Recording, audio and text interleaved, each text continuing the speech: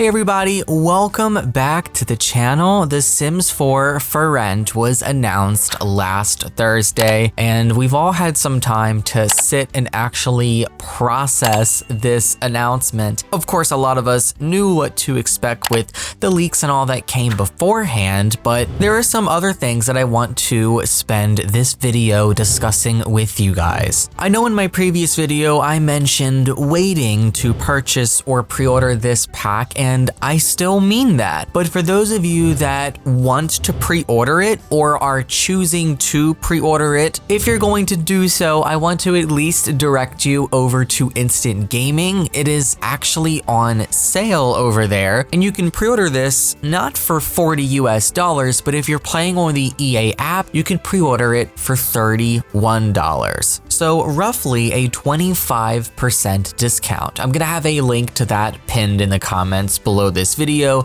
in case you are interested or actually want to pre-order. I still definitely think that you guys should wait. Wait for more information, maybe wait for the gameplay trailer. That's of course if we end up even getting one. Wait for early access content to drop because I'm sure the game changers already have their hands on this one. And of course, the deep dive live stream, that's gonna probably be the most telling, at least for seeing how stable the pack is in terms of performance, and of course, how deep the gameplay actually goes. It's Saturday here now. I wanted to wait until at least Friday to bring this up, but I'm a little surprised they haven't announced any creators building the lots. They did announce partnering with one person, but there was no word on if they're partnering with game changers again, more specifically and much needed, especially for this pack, Southeast Asian players for the builds. With previous packs and collaborations on building the lots for the world that's introduced with the packs, we normally find out who the names are on announcement day, but that wasn't the case for Rent. So not only am I curious if they're going to have Southeast Asian creators collaborating with The Sims to build these lots, but if they're going to have any creators at all, and I'm just really hoping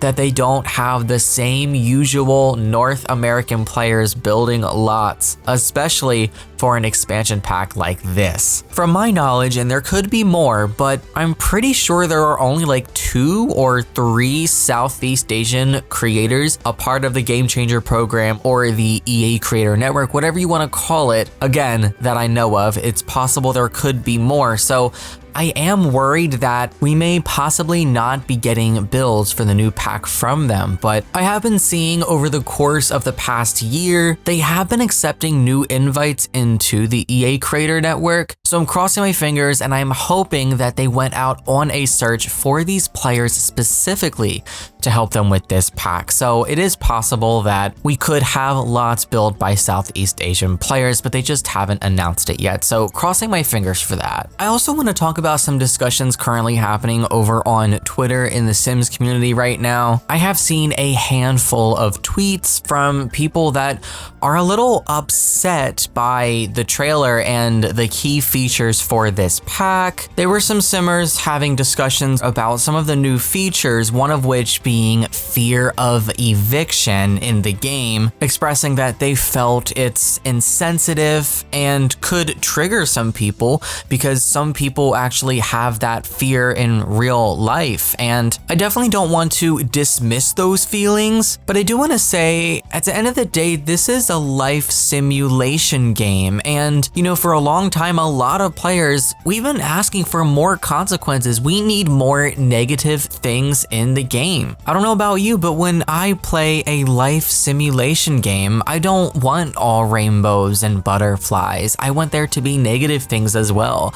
I want there to be consequences, things that happen to my Sims, things that happen that I have to then handle on my own or try to fix. And the Sims team isn't just adding fear of eviction. They state in quotes, it's a fear of eviction due to misbehavior. So Sims aren't just going to walk around gaining that fear for no particular reason. There's gonna be something that they're doing or behaving in a way that they're not supposed to that's going to warrant that fear for them. And I'm sure that they thought about this. And they also even state that you can give them a second chance. They write on the blog post, tenants can experience evictions, and as a result, fears now include a tenant being afraid of being evicted due to misbehavior.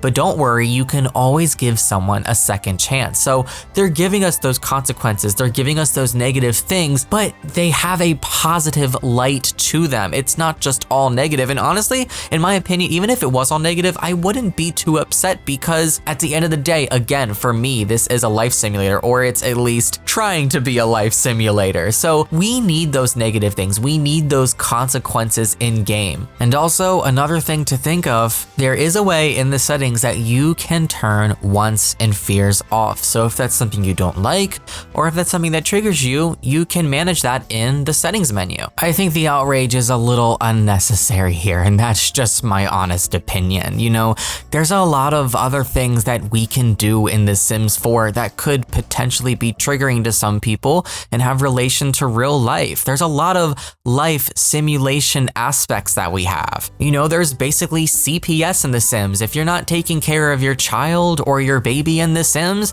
what happens? They get taken away from you. That kind of thing can happen in real life, and that can definitely trigger people. Honestly, it just comes down to knowing what's in the game and then deciding for yourself if you want to play it or not play it if you have those triggers. Again, this is a life simulation game. There are going to be positive aspects. There are going to be negative aspects. We're not playing a rainbow and butterfly simulator here. And via the Manage World screen, you can evict people in the game now, and you could have done that as far back as 2014 when The Sims 4 first launched. The only thing that's changing here is the addition of tenants and landlords and your ability to do it yourself through that. I'm deciding not to include any tweets and stuff in this video. I'm just trying to cover a lot of talking points that I've written down based off of things that I've been reading, and I don't want to put any tweets up because I don't want people going on Twitter and like responding to people, and I just don't want anyone getting attacked or anything like that. But I just really wanted to talk about this because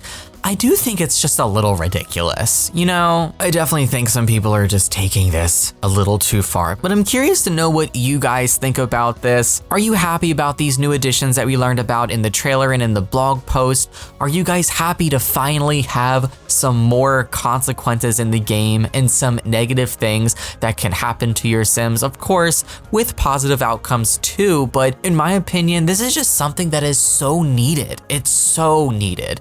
Players have been asking for more consequences for years, and the Sims team is finally delivering on that. So I don't want to see that ruined because of a couple people on Twitter. Share your thoughts on all of this below. Curious to hear what you guys have to say. And of course, The Sims 4 for rent is releasing on December 7th, guys. We are almost a month away. I'm gonna have so much content coming. Thanks for watching, and I'll see you next time. Take care and happy life simming.